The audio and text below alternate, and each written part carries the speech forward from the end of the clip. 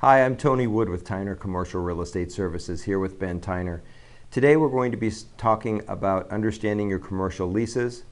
Whether you're a medical doctor in a medical building, an office professional, or in a retail or industrial space, there are many varieties of commercial leases that pertain to the different types of properties and ownership, and it's very important to understand your lease, what it says, and we're going to try to address some of the questions that are submitted to us on a regular basis.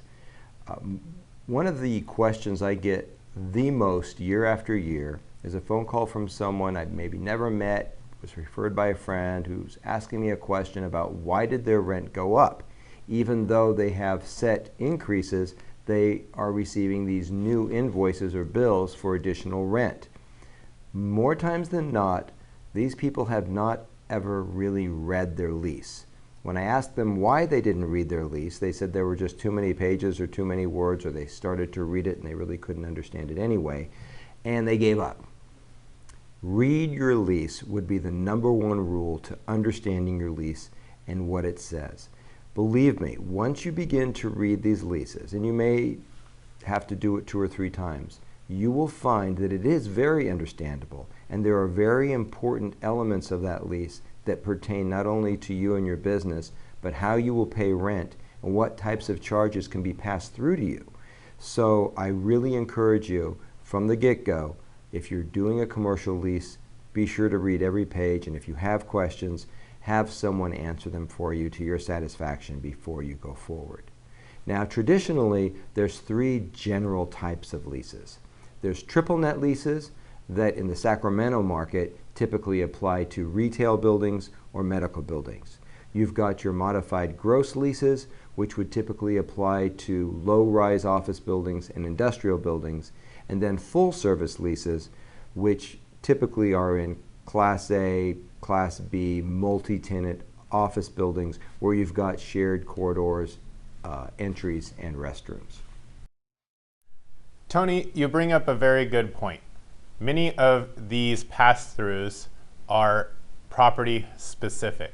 Even though we have 3 general concepts from full service gross, modified gross, and also a net lease, owners often have their own attorneys or they have their own property specific lease.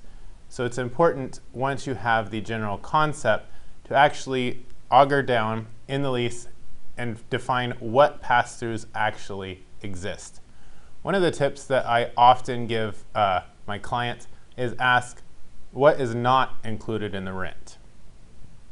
In a retail setting, for example, you may have a 100,000 square foot project. Now the project will consist of all the different tenants in that shopping center.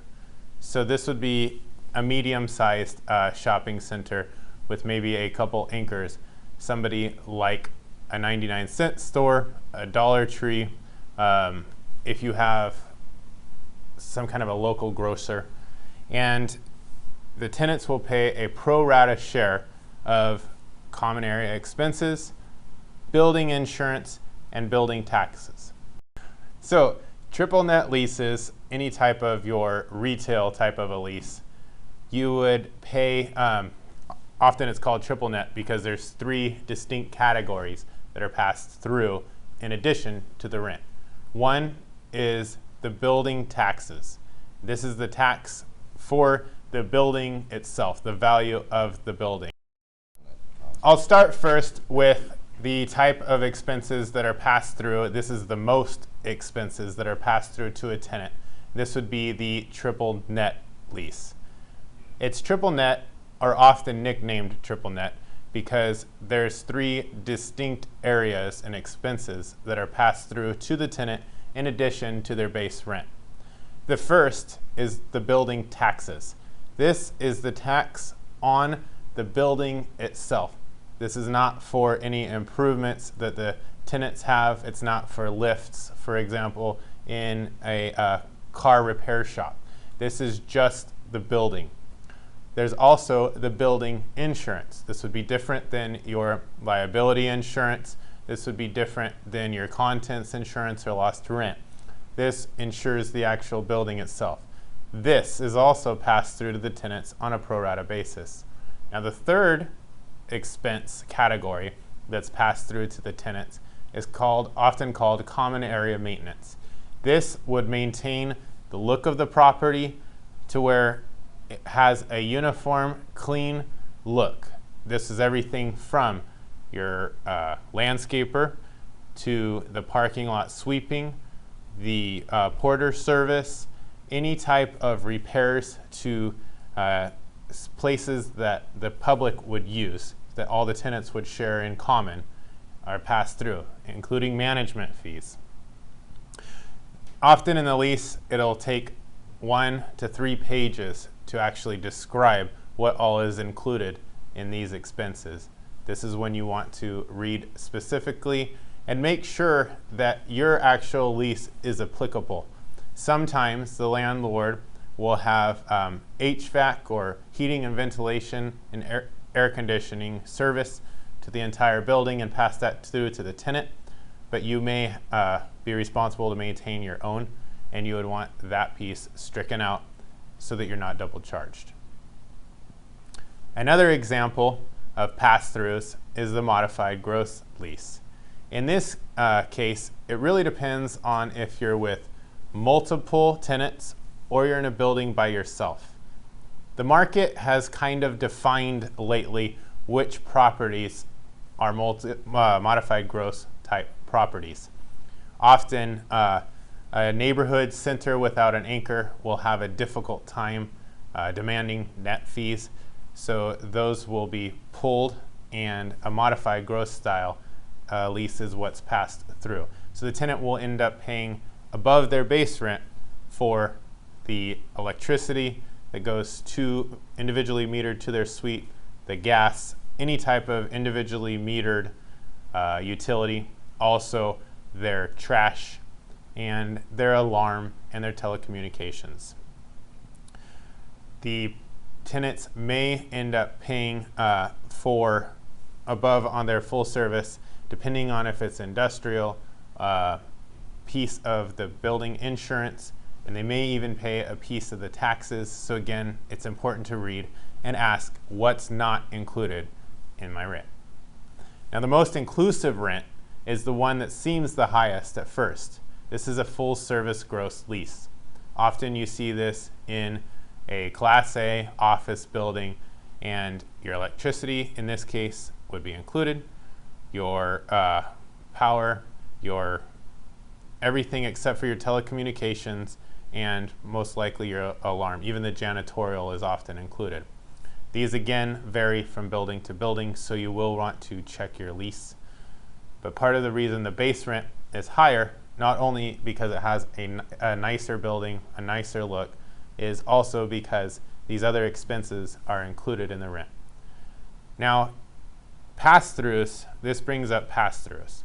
Pass-throughs are the amount that the expenses to maintain the building and all the common areas increases, ends up being passed through to the tenants. This is why your base year is so important. Landlords will want the first year that you move in to be your base year, and tenants often look to push that base year out as far as possible because it'll take a year to reconcile before the pass-throughs can be charged. So for example, if you had an office building where it was $100,000 to pay for the property taxes, the insurance, the landscaper, the janitorial, the electricity, and the next year it was $110,000. You would have $10,000 that becomes passed through to the tenant based on their percentage of the building. So say they have 10% of the building project, then 10% of the $10,000 would be their one lump sum payment that they would often need to make at the end of the year. Some leases have provision to where you can actually make that in a monthly payment, and so in that case it would be a little less than $100 a month. Ben raises several good points, and I think the detail under which that he started to go into with regards to the pass-through expenses and how they would be passed through to tenants really gives you some idea of how much is involved. If it's a triple net lease, typically pass-throughs are just going to be simply passed through in the triple net charges. So in other words, on a retail space, you're paying $1 a square foot plus so much per square foot for your triple net charges.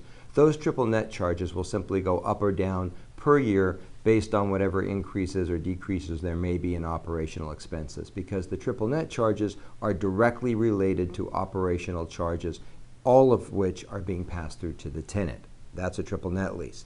If you go to a modified gross lease, taxes and insurance and common area maintenance many times is already included in your rate. So now when you're paying $1 a square foot, you're paying something that includes much of which would have been excluded on a triple net lease.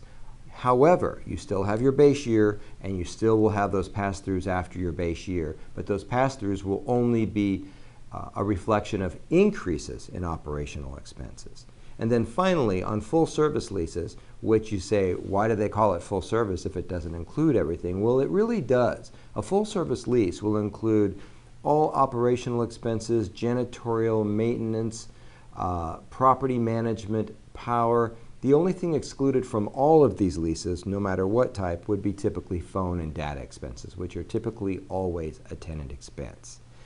However, even on full service leases with everything included, you still will have a base year and ultimately could still see pass-throughs in the following years after the commencement of your lease. So to conclude, no matter who you are, whether you're a landlord, a tenant, a lender, or an appraiser, it's critical to a property's operation and how it's going to affect you to understand your leases, to read your leases. Ignorance may be bliss, but in this case, it could be very expensive.